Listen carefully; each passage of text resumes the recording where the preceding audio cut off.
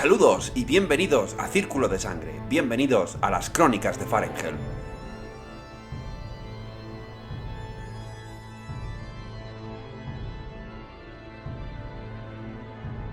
Hoy nos sumergimos en la oscura noche que trajo los primeros acontecimientos del Círculo de Sangre, el Cataclismo. Si te gustan estos vídeos, no olvides suscribirte, darle like y dejar un comentario.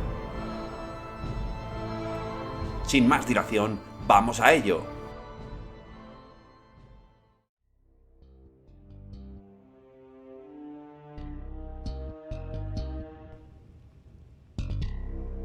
La noche del cataclismo supuso el comienzo del suceso conocido como el Círculo de Sangre.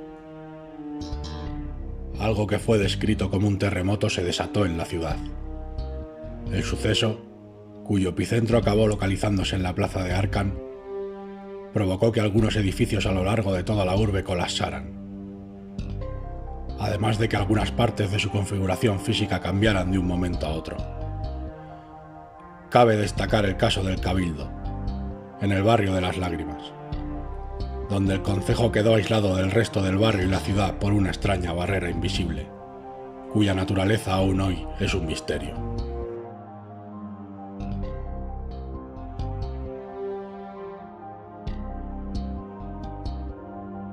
Pero el temblor solo era el comienzo. Cuando las primeras movilizaciones de auxilio se ponían en marcha y se desplegaban los primeros efectivos de la Guardia Estatal, ocurrió que cientos de entradas, umbrales y fosos se abrieron en la oscuridad de Infragorma. Fue en ese momento cuando la mayoría de gormaleses se hicieron conscientes de que una segunda ciudad, aún más enorme y misteriosa, se escondía bajo la superficie. De ella surgieron cientos, miles de criaturas que atacaron a sus ciudadanos, se hicieron con el control de distintas áreas de la ciudad, o simplemente desataron el frenesí y la destrucción en nombre de dioses impíos. Muchos se preguntaron cómo era posible que tantas y tan dispares amenazas aguardaran bajo la superficie de la ciudad. Surgían teorías de toda índole, tan descabelladas como aterradoras. Desde la creencia de que Infragorma era el infierno en la tierra, hasta que el suceso era un castigo divino impuesto a los ciudadanos de Gormalak. Otros incluso afirmaban que una nueva perdición se sucedía en la propia ciudad, y que el cataclismo había sido provocado por los dioses enemigos del orden universal. Se dieron disturbios y pillajes en varias zonas de la ciudad. La desesperación alimentó el alzamiento de extraños profetas que proclamaban el fin del mundo, o culpaban a las extrañas prácticas religiosas en la escuela de la iluminación. La represión llegó pronto, y fue ejemplarizante.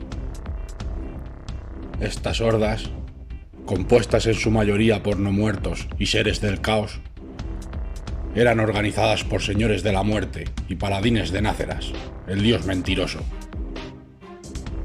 Los primeros enfrentamientos entre los soldados estatales y los invasores se dieron en los barrios de las Artes, Barrio Verde, Barrio de la Victoria y el Barrio Ilenay, aunque otros muchos se unirían en los días posteriores al cataclismo.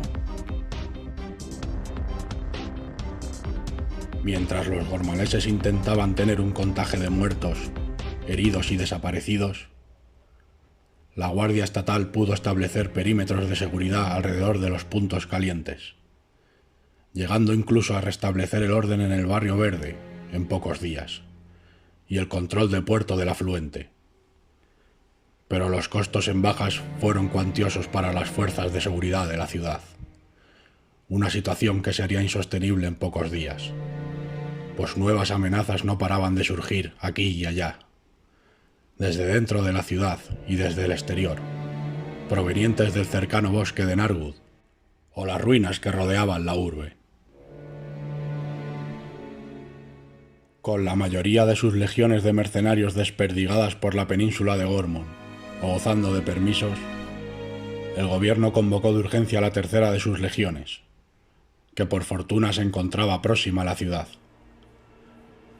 Los soldados de los huérfanos rojos entraron en la ciudad el 99 de la estación fluvial del 126 de la Segunda Era entre los vitores de los ciudadanos.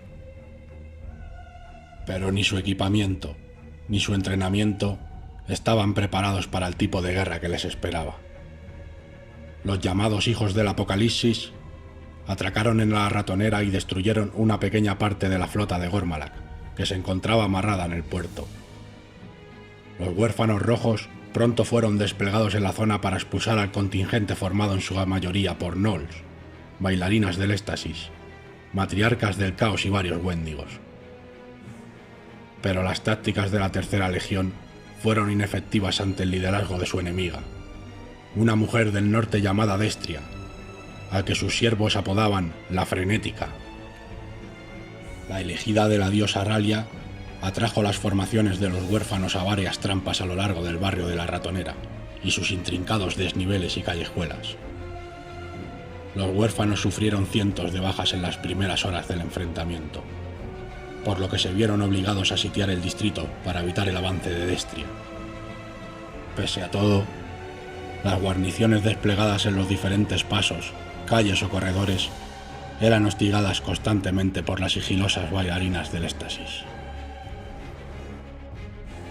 Mientras el conflicto en el distrito de la Ratonera se prolongaba y recrudecía poco a poco, las primeras revueltas se sucedían, algunas de ellas originadas en el seno de la propia Guardia Estatal. Misivas de auxilio a las diferentes naciones, vecinas y lejanas, se reenviaban a cada momento. Los senescales electos, Boroviov y Rosevi, con la notable ausencia de Galacis, recibieron el apoyo de los gobernadores para la aprobación de una ley inaudita en la historia de la ciudad-estado, la Ley Infame, como muchos la llamaron. La Ley 101, llamada así por el día de la estación fluvial en el que fue aprobada. La 101 significó un antes y un después para el destino de Gormalak. En ella se instaba a los grupos de aventureros de todo el mundo a acudir a la Ciudad Negra y a defenderla de sus amenazas. Estos aventureros tendrían que inscribirse en un documento contractual y pasar a llamarse cofradías. En ese contrato se establecía el juramento de protección de los ciudadanos e intereses de la ciudad-estado a través del cumplimiento de contratos, bien de cargo de particulares o bien al servicio de instituciones gubernamentales.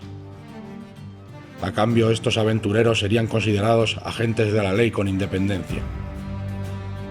Estas cofradías rápidamente demostraron su capacidad para actuar en grupos bien coordinados de pocos efectivos, con tácticas y entrenamiento mucho más adecuados para las características del mapa de operaciones de la Ciudad Negra. Se cuenta con orgullo entre los gormaleses que, encabezando la extensa lista de nombres que conforman los aventureros al servicio de la ciudad, se encuentra el nombre del más grande paladín que la ciudad haya conocido, Diego Petrovich. Por supuesto, la Ley 101 sería utilizada por algunos con fines fraudulentos y abusivos en el mejor de los casos. Algunos de estos supuestos aventureros salvadores se revelaron como amenazas aún mayores de las que ya afrontaba la ciudad. El futuro de Gormalak aún pende de un hilo, y su destino se forja en cada plaza, cada avenida y cada callejón. La identidad de la mayoría de los que lucharán y morirán en sus retorcidas calles solo será recordada por los pocos testigos de sus hazañas, pero su legado quedará para siempre.